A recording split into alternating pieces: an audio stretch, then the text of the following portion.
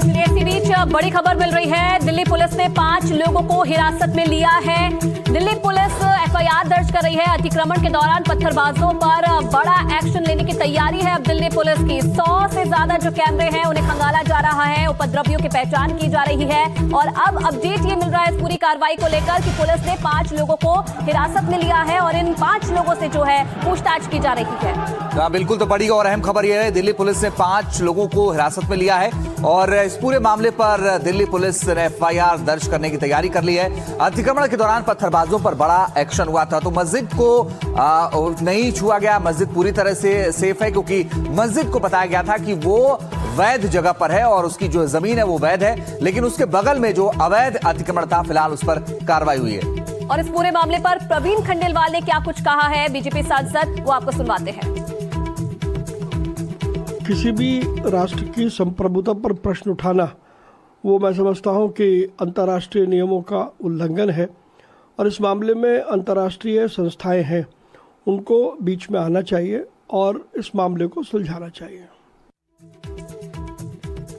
तो देखिए अब जो रिएक्शंस है वो भी आना शुरू हो गए हैं। तो जिस तरीके से मस्जिद परिसर जहां पर ये कार्रवाई हुई, जहां पर एक बारात घर को गिराया गया, एक डायग्नोस्टिक सेंटर जो कि अवैध बताया जा रहा था उसे गिराया गया और जब ये कार्रवाई हो रही थी उस दौरान उपद्रवी वहां एकाएक पहुंच गए, पत्थरबाज वहां पर पहुंच गए और पुलिस जो कर्मी वहां पर मौजूद थे जो कार्रवाई को अंजाम दे रहे थे उन पर पत्थरबाजी करना शुरू कर दिया, जिसके बाद अब जो है 5 लोगों को हिरासत में लिया है। तो आपको बताएं कि ये तुर्कमान गेट का पूरा इलाका जहां पर अवैध निर्माण पर बुलडोजर चला, जिसमें बारात घर है, जिसमें कुछ डिस्पेंसरीज हैं, कुछ दुकानें हैं जिनको गिराया गया है, जिन पर बुलडोजर एक्शन हुआ है और ये पूरी कार्रवाई रामलीला मैदान के पास हुई है। और मुकेश सिंह सेंगर इस खबर पर और ज्यादा जानकारी के लिए सीधा लाइव हमारे साथ जुड़ गए हैं। मुकेश, क्या अपडेट मिल रहा है? पहचान पुलिस कर रही है उपद्रवियों की, 5 लोगों को हिरासत में भी लिया गया है और क्या अपडेट है? देखिए, बिल्कुल दिल्ली पुलिस ने 5 लोगों को डिटेन किया है। दरअसल रात में जिस तरह से जो मस्जिद का अवैध हिस्सा था उसको डेमोलिश किया गया, उसके बाद कई लोगों ने पुलिस पर पथराव किया और पुलिस ने फिर आंसू गैस के गोले छोड़े। जब ये पथराव हो रहा था तो उस वक्त कई पुलिस कर्मियों ने बॉडी कैम पहने हुए थे और बॉडी कैम से जो उपद्रवियों की तस्वीरें हैं वो उसमें कैप्चर हो गई। इसके अलावा पुलिस ने ड्रोन का इस्तेमाल किया था, ड्रोन में भी कई सारे उपद्रवी हैं उनकी तस्वीरें कैप्चर हुई है। इसके साथ ही कई लोगों ने मोबाइल से वीडियो फुटेज बनाए हैं और पुलिस कर्मियों के जो कैमरा पर्सन थे उन्होंने भी वीडियो शूट किए थे, जिनके बेसिस पर पुलिस ने 5 लोगों को डिटेन किया है और ये वो लोग हैं जो कि इस पथराव में शामिल थे। दिल्ली पुलिस के मुताबिक पुलिस के पास 100 से ज्यादा ऐसे वीडियोज हैं जिनमें उपद्रवी दिखाई दे रहे हैं, तो उनको लगातार आइडेंटिफाई किया जा रहा है और उनकी पहचान करने के बाद उन्हें गिरफ्तार किया जाएगा। अभी फिलहाल यहाँ पर तनाव है, देख सकते हैं कि मेरे चारों तरफ दिल्ली पुलिस के अलावा जो अर्धसैनिक बलों के जवान हैं वो बड़ी संख्या में तैनात है और लगातार पुलिस हर हालात पर नजर बनाए हुए है। आरएएफ के जवान भी बड़ी संख्या में तैनात है।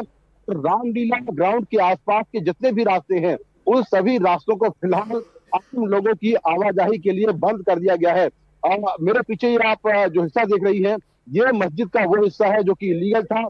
तो यहाँ पर एक डिस्पेंसरी के अलावा एक बैंक्वेट हॉल तैयार किया गया था और उस बैंक्वेट हॉल में लगातार शादियां भी हो रही थी और बैंक्वेट हॉल का जो किराया था वो 1 लाख रुपए एक बुकिंग का था। यानी कि इस मस्जिद में अवैध तरीके से कॉमर्शियल एक्टिविटी भी हो रही थी और जिसको लेकर हाई कोर्ट के बाद एमसीडी ने ये पूरा एक्शन किया है।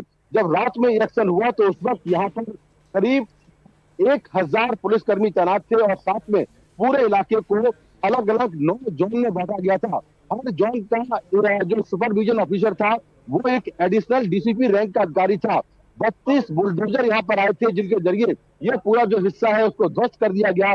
इसके साथ ही करीब 172 जो डंपर थे उनका इस्तेमाल किया गया है। हालांकि अभी भी यहाँ पर मलबा पड़ा हुआ है, आप देख सकते हैं कि मलबा यहाँ पर पड़ा हुआ है और ये देखिए मेरे पीछे बड़ी संख्या में आरएएफ के जवान यहाँ पर तैनात है जो कि लगातार पूरे हालात पर नजर बनाए हुए हैं। मैं कोशिश करता हूँ आपको दिखाने की तस्वीरों के जरिए। ये आरएएफ के जवान जो है वो बड़ी संख्या में एंटी रोड इक्विपमेंट के साथ यहाँ पर पहुंचे हैं। अगर भी गड़बड़ी फैलाएगा तो उसके खिलाफ सख्त कार्रवाई की जाएगी।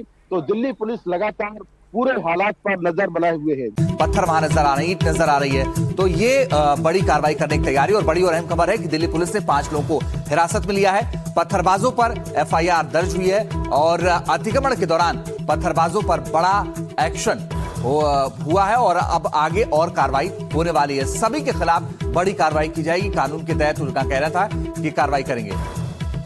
मुकेश सिंह सेंगर हमारे साथ लगातार बने हुए। मुकेश, डीसीपी सेंट्रल वो बता रहे थे कि कार्रवाई होगी, 5 पुलिस वाले जख्मी हैं, मगर ये बात तो सही है कि रात के वक्त अचानक से लोग पहुंचे और फिर वहां पर पत्थरबाजी शुरू कर दी, बवाल हुआ, जबकि जो कार्रवाई हो रही थी वो सिर्फ अवैध अतिक्रमण पर हो रही थी और भी माननीय अदालत के आदेश पर।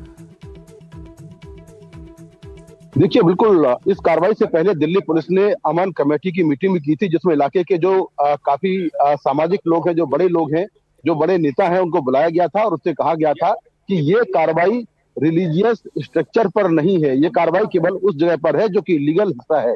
और ये भी कहा गया था कि जो भी उपद्रव करेगा उसके खिलाफ कार्रवाई की जाएगी।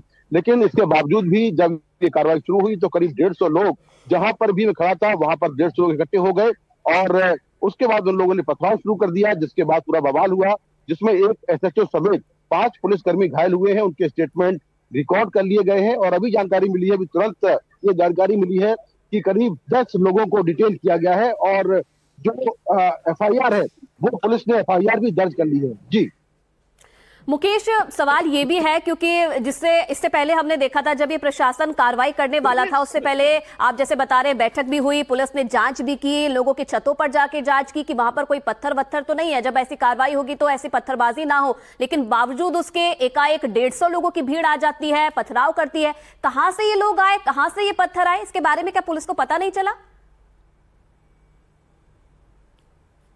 देखिए, जैसा पुलिस ने कहा कि ये जो इलाका है जहां पर मैं खड़ा हूं, इस इलाके में रात के वक्त भी लोग रहते हैं, आवाजाही रहती है और मेरे पीछे बहुत सारे रेस्टोरेंट हैं, यहाँ पर दुकानें हैं, तो रात में आवाजाही रहती है और लोग यहाँ से निकलते हैं। हालांकि पुलिस ने इस रास्ते से रात में ही काफी लोगों को हटा दिया था, उसके बावजूद भी ये लोग कहाँ से इकट्ठे हुए और पत्थर कहाँ से लाए, इसको लेकर जांच चल रही है। और पुलिस ने बहुत सारे जो ड्रोन कैमरे इस्तेमाल किए थे, उन ड्रोन कैमरों के जरिए पुलिस देख रही है कि पत्थरबाज कहाँ से इकट्ठे हुए और कहाँ से ये पत्थर लाए। दूसरा, जो पुलिसकर्मी यहाँ पर तैनात थे उन्होंने भी बॉडी कैम पहने हुए थे और बॉडी कैम में बहुत सारे जो दंगाई हैं, जो उपद्रवी हैं, उनकी तस्वीरें भी कैद हुई हैं और पुलिस उनके बेसिस पर सभी उपद्रवियों को आइडेंटिफाई करने की कोशिश कर रही है, जिसके बेसिस पर पुलिस कार्रवाई करेगी। और जानकारी ये मिली है कि अब तक 10 लोगों को पुलिस ने पहचान करके डिटेन भी कर लिया है और पुलिस ने इस मामले में केस दर्ज कर लिया है। चले मुकेश, बने रहिए, हम लौट रहे हैं आपके पास, लेकिन कुछ तस्वीरें भी ग्राउंड जीरो से दिखाते हैं कि कैसे ये पूरी कार्रवाई हुई। और ये रात की तस्वीर है जब अवैध निर्माण पर बुलडोजर चला, अवैध बारात घर पर बुलडोजर चला, लेकिन इसी दौरान विरोधी और आंसू गैस के गोले छोड़े गए। और ये देखिए, जब पुलिस ने आंसू गैस के गोले छोड़े, रैपिड एक्शन फोर्स आरएफ के जवानों की तैनाती की गई।